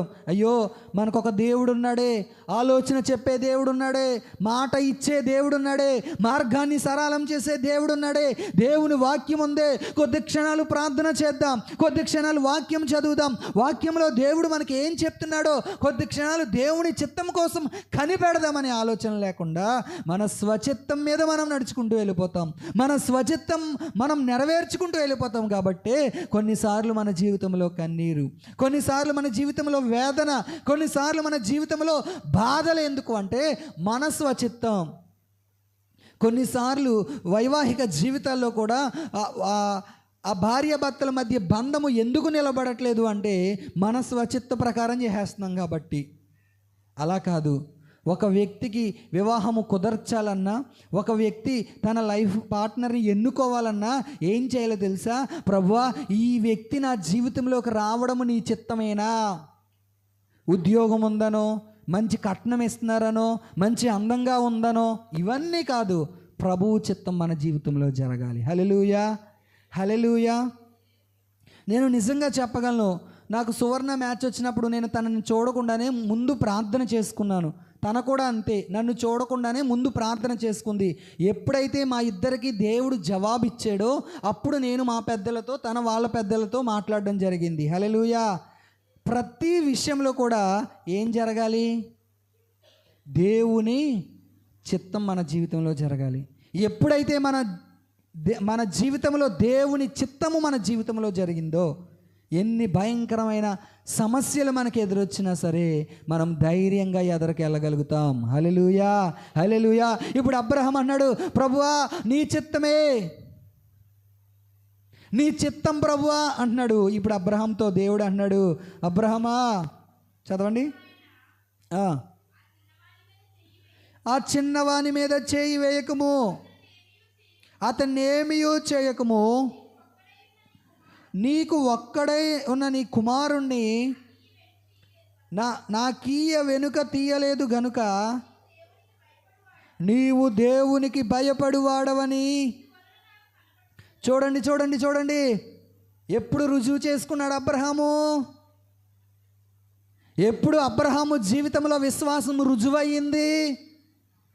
నీకు ఒక్కడై ఉన్న నీ కుమారుణ్ణి నీవు నాకు ఇవ్వడానికి వెనుతీయలేదు గనక నువ్వు దేవుణ్ణి ప్రేమించేవాడవని. హల్లెలూయా, హల్లెలూయా. నీకు ఒక్కడు ఉన్న నీ కుమారుని నువ్వు నాకు ఇవ్వడానికి వెనుతీయలేదు గనక నువ్వు దేవునికి భయపడువాడవని, నువ్వు దేవుణ్ణి ప్రేమించేవాడవని, నువ్వు దేవుణ్ణి ఆరాధన చేసేవాడవని ఇందు నిమిత్తం నాకు తెలిసింది అబ్రహామా. దేవుడు చెప్పగలడా నీతో ఈ మాట? దేవుడు చెప్పగలడా ఈ మాట నీతో? నీవిచ్చే కానుకను బట్టి నువ్వు దేవుణ్ణి ప్రేమిస్తున్నావని కాదు, నీవిచ్చే ధనాన్ని బట్టి కాదు, నీవిచ్చే బలాన్ని బట్టి కాదు, వీటన్నిటి బట్టి కాదు, కానీ నువ్వు నిజంగా దేవుణ్ణి ప్రేమిస్తున్నావా? నువ్వు నిజంగా దేవుణ్ణి ప్రేమిస్తే నీకు ఏదైనా దేవునికి ఇవ్వడానికి నువ్వు వెనకాడవు. అబ్రహాం డబ్బు ఇవ్వలేడా? ఆ రోజుల్లో అబ్రహాంకు ఉన్నంత ఆస్తి ఎవరికీ లేదు భూమి మీద. పశువులు ఉన్నాయి, మేకల మందులు ఉన్నాయి, గొర్రెల మందులు ఉన్నాయి, ఎన్నెన్నో, ఇంటి నిండా పనివారే ఉన్నారు, ఎన్నో, చాలా ఆస్తిపరుడు అబ్రహాము. కానీ దేవుడు ఏమడిగాడు? ఒక 100 గొర్రెలను తీసుకురా అబ్రహామా, 100 ఎడ్లను తీసుకురా అబ్రహామా. ఇవన్నీ చాలా ఈజీ అబ్రహాంకి ఇవ్వడం. కానీ దేవుడు ఏమడిగాడో తెలుసా? నీకు ఒక్కడైన నీ కుమారుడు నాకు కానీ మనం అంటాము, ప్రభువా నా కుమారుణ్ణి నేను ఇవ్వలేనయ్యా, నీకు కావాలంటే 1000 గొర్రెలు ఇస్తానయ్యా, 1000 ఎడ్లని ఇస్తానయ్యా, 1000 దూడల్ని ఇస్తానయ్యా నీకని మనం బేరం ఆడతాం కదా. అబ్రహాం అలాంటి బేరాలు ఏమీ ఆడలేదే. వెంటనే అబ్రహాము దేవుణ్ణి ప్రేమిస్తున్నాడు అనడానికి, అబ్రహాము దేవునికి భయపడుతున్నాడు అనడానికి, అబ్రహాము నిజముగా మనస్ఫూర్తిగా దేవుణ్ణి ఆరాధన చేస్తున్నాడు అనడానికి గుర్తేంటో తెలుసా? తనకు ఒక్కడైన కుమారుణ్ణి బలివ్వడానికి వెనుదిరగలేదు. నువ్వు నిజంగా దేవుణ్ణి ప్రేమిస్తున్నావా? నువ్వు నిజంగా దేవుణ్ణి ప్రేమించగలుగుతున్నావా? నువ్వు నిజంగా దేవుణ్ణి ప్రేమిస్తే క్రమంగా మందిరానికి వస్తావు. నువ్వు నిజంగా దేవుణ్ణి ప్రేమిస్తే టైంకి మందిరానికి వస్తావు. నువ్వు నిజంగా దేవుణ్ణి ప్రేమిస్తే నియామక కూడికల్లో నువ్వు పాల్గొంటావు. నువ్వు నిజంగా దేవుణ్ణి ప్రేమిస్తే సేవకుని మాటని తూచా తప్పకుండా నువ్వు పాటిస్తావు. హల్లెలూయా, హల్లెలూయా. దేవుడు తన సేవకుని నిలవబెట్టుకొని, తన సేవకుని ముఖాంతరంలోంచి, తన దాసుల ముఖాంతరంలోంచి, తన దాసుని నోట నుండి వచ్చే ప్రతి మాటని దేవుడు స్థిరపరుస్తూ ఉంటే నువ్వు ఆ మాట ప్రకారము జీవించడం నేర్చుకుంటావు. హల్లెలూయా, హల్లెలూయా. చాలాసార్లు మనం ఏం చేస్తామో తెలుసా? సేవకులు ఈ చెవిలో చెప్తే ఈ చెవి నుంచి విడిచిపెట్టేస్తూ ఉంటాం. చాలాసార్లు మనకున్న ఆలోచన, పాస్టర్ గారు అలాగే చెప్తారండి, పాస్టర్ గారు అలాగే చెప్తారండి, వాళ్ళకి ఏంటి పనా పాట, బోల్ టైం ఉంటుంది, ఇంట్లోనే ఉంటారు కదా. నో, సేవకుల మాటను మనం ఎలా తీసుకోవాలో తెలుసా? దేవుని మాటగా మనం స్వీకరించాలి. హల్లెలూయా, హల్లెలూయా. ఇక్కడ మనం ఆలోచన చేసినట్లయితే కనుక, ఇప్పుడు ఎప్పుడైతే అబ్రహాముతో దేవుడు అన్నాడు, నీకు ఒక్కడైనా నీ కుమారుని నువ్వు నాకు బలి ఇవ్వడానికి వెనుతిరగలేదు కనుక నీవు నిజముగా దేవునికి భయపడువాడవని, నువ్వు నిజముగా దేవుణ్ణి ప్రేమించే వ్యక్తివని, నువ్వు నిజంగా దేవుణ్ణి ఆరాధన చేసే వ్యక్తివని నాకు అర్థమైంది. అబ్రహామా, నేను నిన్ను ఆశీర్వదిస్తాను, వెళ్ళిపో. హల్లెలూయా, హల్లెలూయా. ప్రేమిస్తున్నారా నిజంగా దేవుణ్ణి? ఆలోచన చేయండి. మీ పేరు పెట్టుకుని చదువుకోండి. పేతురు దగ్గర మీ పేరు పెట్టుకుని చదువుకోండి. దేవుడు ఈరోజు అడుగుతున్నాడు, అమ్మా నువ్వు నన్ను నిజంగా ప్రేమిస్తున్నావా? సహోదరుడా, బ్రదర్, నువ్వు నన్ను నిజంగా ప్రేమిస్తున్నావా? నీ పనిలో నాకు మొదటి స్థానాన్ని ఇవ్వగలుగుతున్నావా? నీ ఉద్యోగంలో నాకు మొదటి ప్రాధాన్యతను ఇవ్వగలుగుతున్నావా? నీ కుటుంబ జీవితంలో నీ భార్య దగ్గర, నీ భర్త దగ్గర, నీ పిల్లల విషయంలో నాకు మొదటి స్థానాన్ని ఇవ్వగలుగుతున్నావా అని దేవుడు మనల్ని అడిగితే మన దగ్గర జవాబు ఏముంది? ఆలోచన చేయండి. రెండవ వ్యక్తిని నేను మీకు చూపిస్తాను. యోబు గ్రంథము, మనందరికీ తెలిసిన వ్యక్తి యోబు గారు. యోబు గ్రంథము 1వ అధ్యాయము 13వ వచనాన్ని మనం చదువుకుందాం.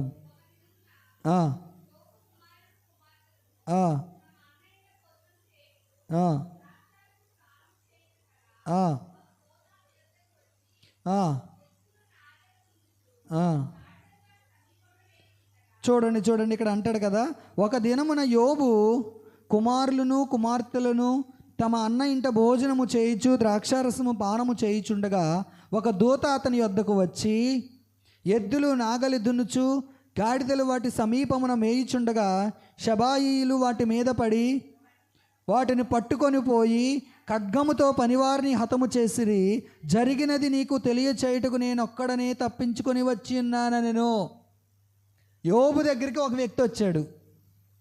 అయ్యా, పనులందరూ పోయారయ్యా అని చెప్పాడు.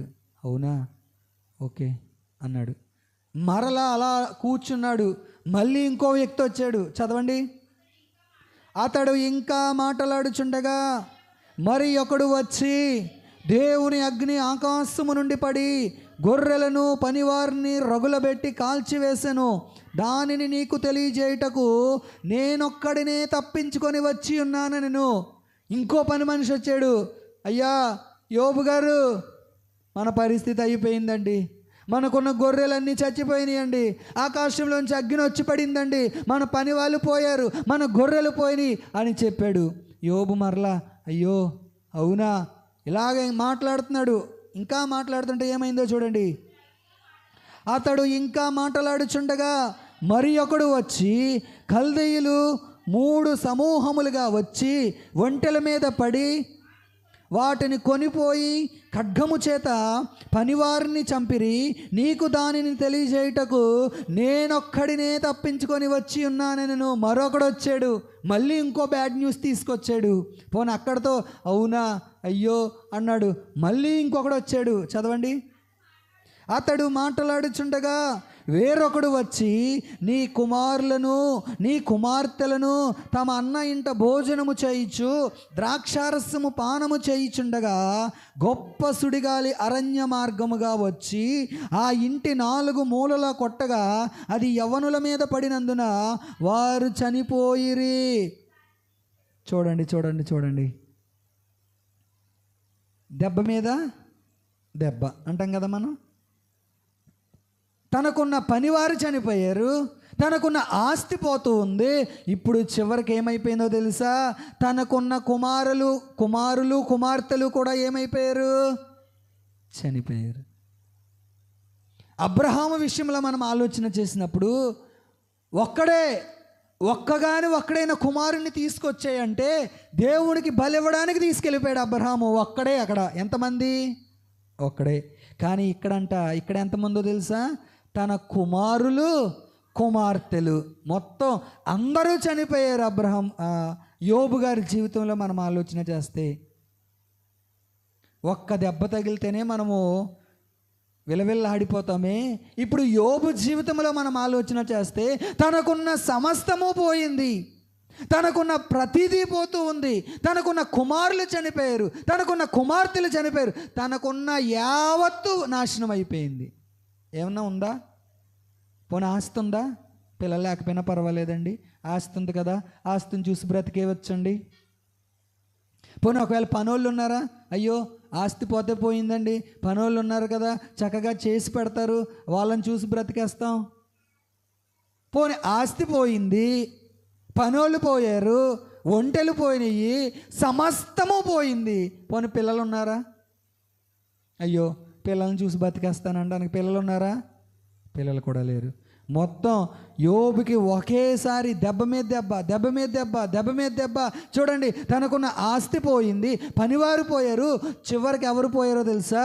తనకున్న సంతానము, తన కుమారులు కుమార్తెలు అందరూ చనిపోయారు. ఇలాంటి పరిస్థితి అప్పుడు తెలుస్తుంది నిజంగా. యేసు ప్రభుని మనము నిజంగా వెంబడిస్తున్నామో లేదో మనకి ఎప్పుడు అర్థమవుతుందో తెలుసా? శోధనలు వచ్చినప్పుడు, పరిశోధనలు వచ్చినప్పుడు, దేవుడు మనల్ని పరిశోధించినప్పుడు, సాతాను మనల్ని శోధించినప్పుడు, బాధల గుండా, శ్రమల గుండా, కన్నీరు ప్రవాహము గుండా, వేదనల గుండా మనం వెళ్తామే, అప్పుడు మన నోటిలోంచి వస్తాయి చూడండి ఆ మాటలు. మన విశ్వాసం ఏంటో బయటపడుతుంది. ఇప్పుడు యోబు ఏమనాలి? ప్రభువా ఎంత స్తుతించానయ్యా నిన్ను, ఎంత ఘనపరిచానయ్యా నిన్ను, ఎంత ఆరాధన చేశానయ్యా. మనమైతే ఇలాగే మాట్లాడతాం. మనమైతే ఏం చెప్తాం? ప్రభువా ఎంత పరిచర్య చేశానయ్యా, మందిరానికి తడిగొట్టు పెట్టానయ్యా, మందిరంలో ఊడ్చానయ్యా, మందిరంలో బాత్రూములు కడిగానయ్యా, మందిరంలో వంటలు వండానయ్యా, నీకు 10వ భాగాలు ఇచ్చానయ్యా, అలా చేశానయ్యా, ఇలా చేశానయ్యా అని ఎన్ని మాటలు మాట్లాడతామో మనమైతే. కానీ యోబు ఏమన్నాడో తెలుసా? ఏం మాట్లాడలేదు. అవునా, అయ్యో అవునా, మారు మాట్లాడలేదు యోబు. ఏమన్నాడో చూడండి. అప్పుడు యోబు లేచి తన పై వస్త్రమును చింపుకొని తల వెంట్రుకలు గొరిగించుకొని నేల మీద సాష్టాంగపడి నమస్కారము చేసి ఇట్లా నేను నా తల్లి గర్భములో నుండి దిగంబరునై వచ్చి తిని దిగంబరునై అక్కడికి తిరిగి వెళ్ళెదను. యెహోవా ఇచ్చెను, యెహోవా తీసుకొని పోయెను, యెహోవా నామమునకు స్తుతి కలుగునుగాక. ఈ సంగతులలో ఏ విషయమందును యోబు ఏ పాపమును చేయలేదు, దేవుడు అన్యాయము చేశానని చెప్పలేదు. హల్లెలూయా! ఎంతమందికి ఉంది విశ్వాసం?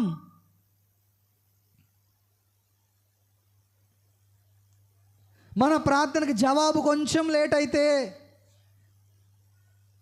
మన ప్రార్థనకి దేవుడు కొంచెం ఆలస్యం చేస్తే, మన కుటుంబంలో ఏదైనా కార్యం జరగడము కొంచెం ఆలస్యం అయితే వెంటనే దేవుడి మీద సనుగుతామే, వెంటనే దేవుడి మీద గొనుగుతామే, వెంటనే దేవుణ్ణి తిడతామే, వెంటనే దేవుణ్ణి అపార్థం చేసుకుంటామే. యోబు ఏమంటున్నాడో తెలుసా? నేను నా తల్లి గర్భంలోంచి ఎలా వచ్చాను? దిగంబరినై వచ్చాను. నేను నా తల్లి గర్భంలోంచి వచ్చినప్పుడు నాకు ఇన్ని పశువులు ఉన్నాయా? నేను నా తల్లి గర్భంలోంచి వచ్చినప్పుడు నాకు ఎంతమంది పనివారు ఉన్నారా? నేను నా తల్లి గర్భంలోంచి వచ్చినప్పుడు నాకు ఇంత ఆస్తి ఉందా? నాకు ఇన్ని అంతస్తులు ఉన్నాయా? ఏమీ లేవే. తల్లి గర్భంలోంచి నేను దిగంబరిగా వచ్చాను, మరలా నేను దిగంబరిగానే వెళ్ళిపోతాను. యెహోవా ఇచ్చెను, యెహోవా తీసుకొనెను, ఆయనకే స్తుతి కలుగును గాక. ఈ మాట ఎంతమంది చెప్పగలరు ఈరోజు దేవునితో?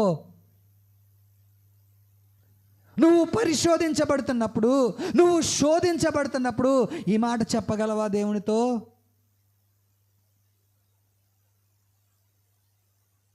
ఒక విశ్వాసిగా నువ్వు పరిశోధనల గుండా వెళ్తున్నప్పుడు, నిన్ను సాతాను శోధనల గుండా నడిపిస్తున్నప్పుడు ఈ మాట చెప్పగలవా? ప్రభువా, ఏదేమైనా నీ చిత్తమే ప్రభువా, నేను బ్రతికినా నీ కోసమేనయ్యా, నేను చనిపోయినా నీ కోసమేనయ్యా. ఈ మాట చెప్పగలవా దేవునితో?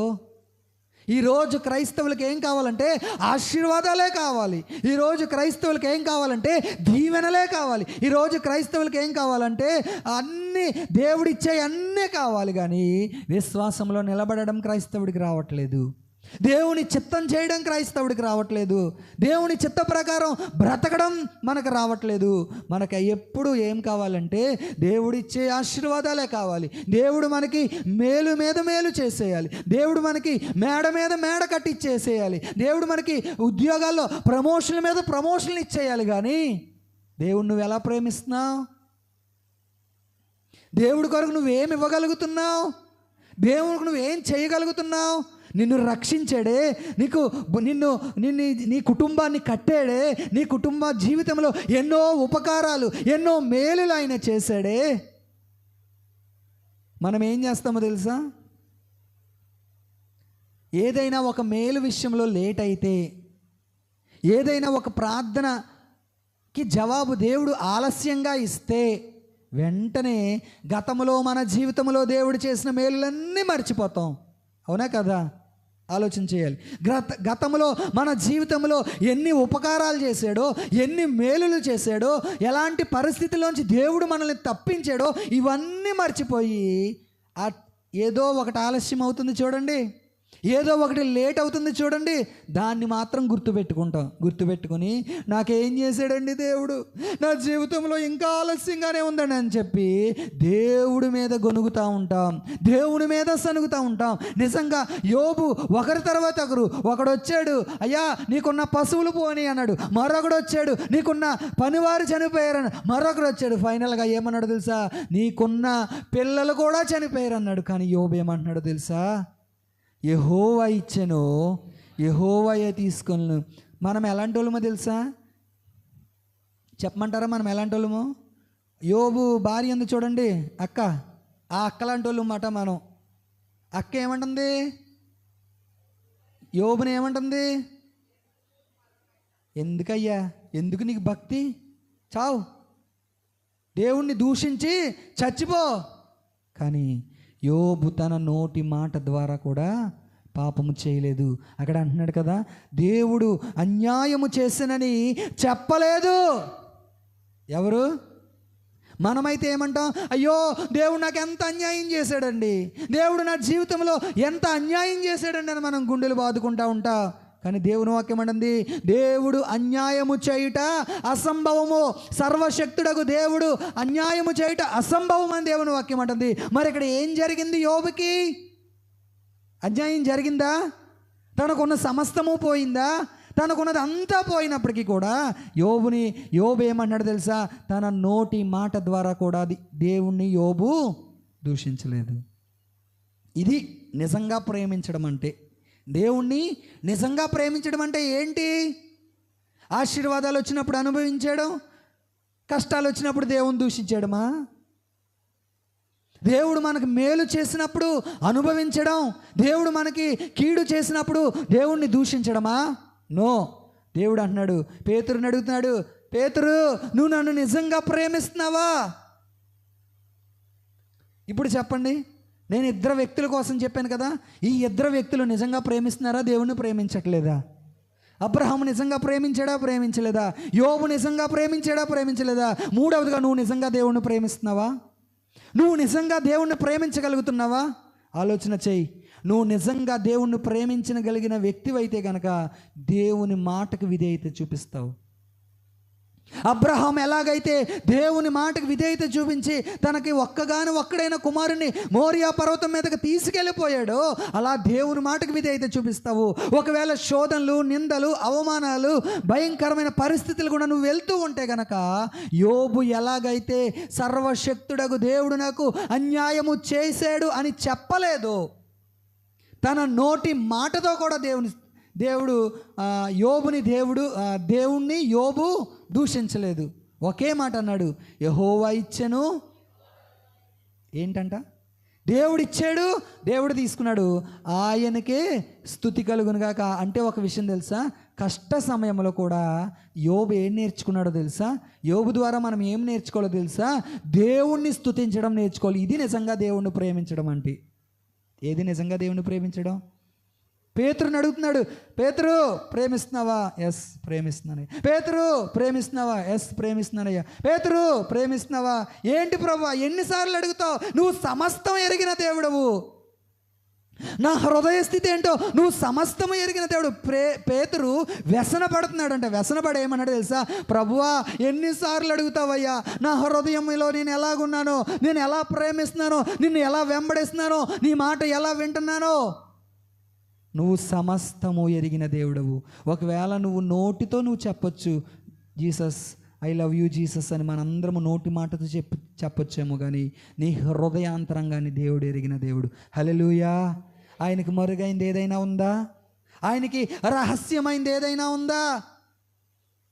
ఏమీ లేదు. పేతురు అంటున్నాడు, ప్రభువా నా హృదయాన్ని ఎరిగిన దేవుడు అయ్యా, నీకు సమస్తము తెలుసు ప్రభువా, నేను నిన్ను ప్రేమిస్తున్నాను, నేను నిన్ను ప్రేమించట్లేదు, నేను నిన్ను నిజంగా వెంబడిస్తున్నాను, నేను నిన్ను నిజంగా వెంబడించట్లేదు, నువ్వు సమస్తము ఎరిగిన దేవుడు. దేవుడితో చెప్పగలవా? నిజమే ప్రియులారా, ఆయన సమస్తము ఎరిగిన దేవుడు.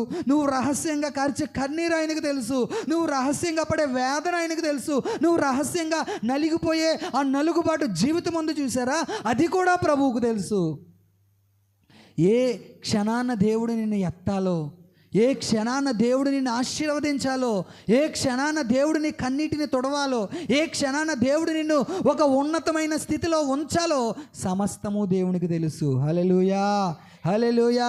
ఆయన ఒక ఉన్నతమైన స్థితిలో నిన్ను నన్ను పెట్టే వరకు మనం ఏం చేయాలో తెలుసా? ఆయన బలిష్టమైన చేతి క్రింద దేన మనస్కులుగా మనము ఒదిగిపోవాలి.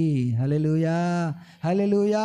ప్రభుతో ఒక మాట చెప్పాలి, ప్రభువా నేను నిన్ను నిజంగా ప్రేమిస్తున్నానయ్యా, నేను నిన్ను నిజంగా ప్రేమిస్తున్నాను ప్రభువా.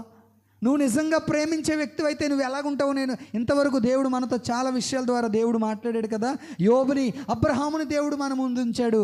నిజమే, యోబు వలె మనం ప్రేమించగలుగుతున్నామా దేవుణ్ణి? అబ్రహాము వలె మనము దేవుణ్ణి ప్రేమించగలుగుతున్నామా?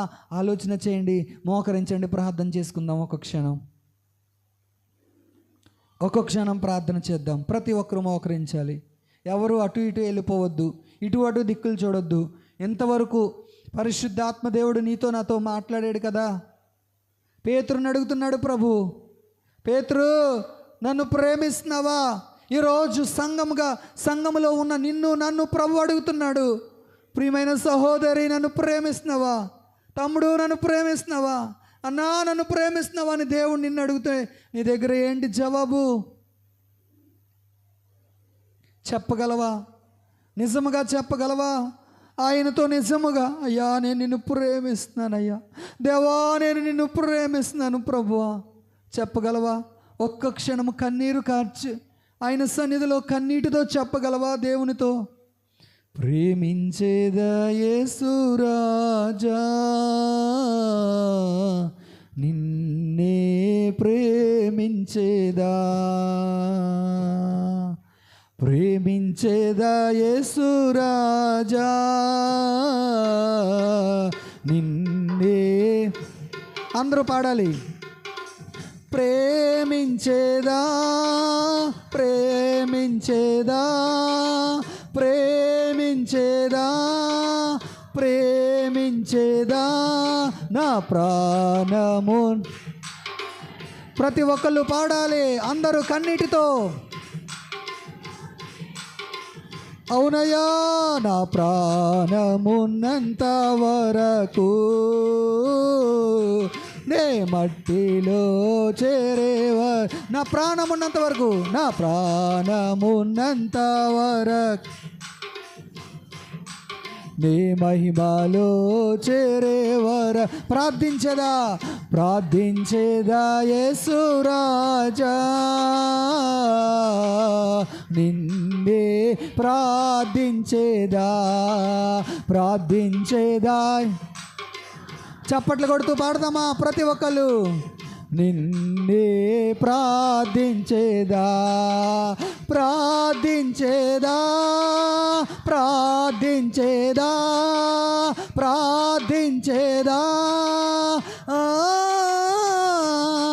నా ప్రాణమున్నంత వరకు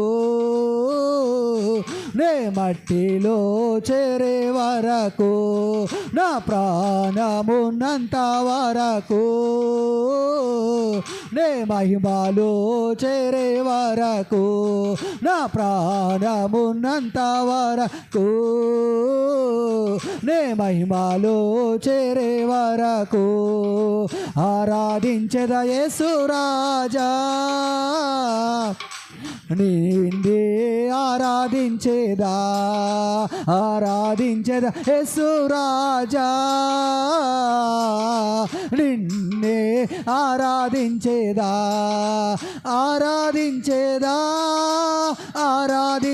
అందరూ పాడాలి. ఆరాధించేదా నా ప్రాణమున్నంత వరకు నే మట్టిలో చేరే వరకు, నా ప్రాణమున్నంత వరకు నే మట్టిలో చేరే వరకు, నా ప్రాణమున్నంత వరకు నే మట్టిలో చేరే వరకు, నా ప్రాణమున్నంత వరకు నే మహిమలో చేరే వరకు, నా ప్రాణమున్నంత శరబలబా రుబలరబా శరఖతురబరబరబబబా నే మట్టిలో చేరే వరకు, నా ప్రాణమున్నంత అయ్యా. అలాంటి ఒక బలమైన అభిషేకం మాకు దయచేయండి ప్రభా. నీ కొరకు రోషముగా చివరి వరకు నేను ప్రేమించాలయ్యా, చివరి వరకు నేను హత్తుకునే కృప దయచేయండి. అట్టి కృప కలుగునుగాక శరబలబా రుబలరబా షందరబా రిఖరబలర శరలరలరబా నా ప్రాణమున్నంత వరకు నీ మట్టిలో చేరే వరకు. కన్నీటితో చెప్పగలవా? దేవుడు అడుగుతున్నాడు. ప్రియమైన సహోదరి సహోదరుడా, నీవు నన్ను నిజముగా ప్రేమిస్తున్నావా? అవునయ్యా, నిజముగా నేను నిన్ను ప్రేమిస్తున్నాను ప్రభువా. నా జీవితంలో ఎలాంటి భయంకరమైన శోధనలు, శ్రమలు, నిందలు, అవమానాలు వచ్చినా నేను నిన్నే ప్రేమిస్తానయ్యా, నీ కొరకే బ్రతుకుతానయ్యా. అయ్యా, నీ నుంచి ఏది నన్ను వేరు చేయకూడదు ప్రభువా. అలాంటి కృప దయచేయండి ప్రభు అని ప్రార్థన చేద్దాం. పాస్టర్ గారు ప్రార్థనలోకి నడిపిస్తారు. ప్రార్థన చేద్దాం. కన్నీటితో దేవుని సన్నిధిలో వేడుకుందాం. తండ్రి నీకు స్తోత్రం, యేసు ప్రభువానికి స్తోత్రం. తండ్రి, మమ్మల్ని ప్రేమించి నాయన మరొక ఆదివారం మరలా మమ్మలను మా ప్రభువా కనికరించినైనా మా ఆయుష్కాలాన్ని పొడిగించి నీ మందిరంలోనికి, నీ సన్నిధిలోకి నడిపించి మరలా నైనా నిన్ను స్తుతించడానికి, నీ వాక్యమును మా ప్రభువా ధ్యానించడానికి, నీ వాక్యములో నుండి మా తండ్రి మరొక మారు మరలా నీ చిత్తాన్ని గురించినటువంటి జ్ఞానాన్ని మా ప్రభువా మేము నేర్చుకోవడానికి నీవు మాకు ఇచ్చినటువంటి తరుణం కొరకు నీకు స్తోత్రాలు చెల్లిస్తున్నాం. ఓ హల్లెలూయా, నీకు వందనాలు తండ్రి. దేవా ఇంతవరకు నీ బిడ్డ నిలబెట్టుకుని దేవా నీవు అందించిన మాటల కొరకు స్తోత్రాలు. విన్న మాటలు అందరి హృదయాల్లో పరిశుద్ధాత్ముడా లోతైనటువంటి గ్రహింపును కలుగు చేయండి, స్థిరమైన నిశ్చయతను కలుగు చేయండి. మాలో ప్రతి ఒక్కరూ కూడా దేవాని చిత్తానికి సంపూర్ణ విధేయత చూపిస్తూ మీ నామాన్ని మహిమపరచుటకు సహాయం చేయమని నన్ను ఇంకను బలపరచండి. దేవాని కృప మా అందరి మీద మీరు మెండుగా అనుగ్రహించండి. యేసు ప్రభు నామములో ప్రార్థిస్తున్నాం మా పరమ తండ్రి. ఆమేన్, ఆమేన్, ఆమేన్.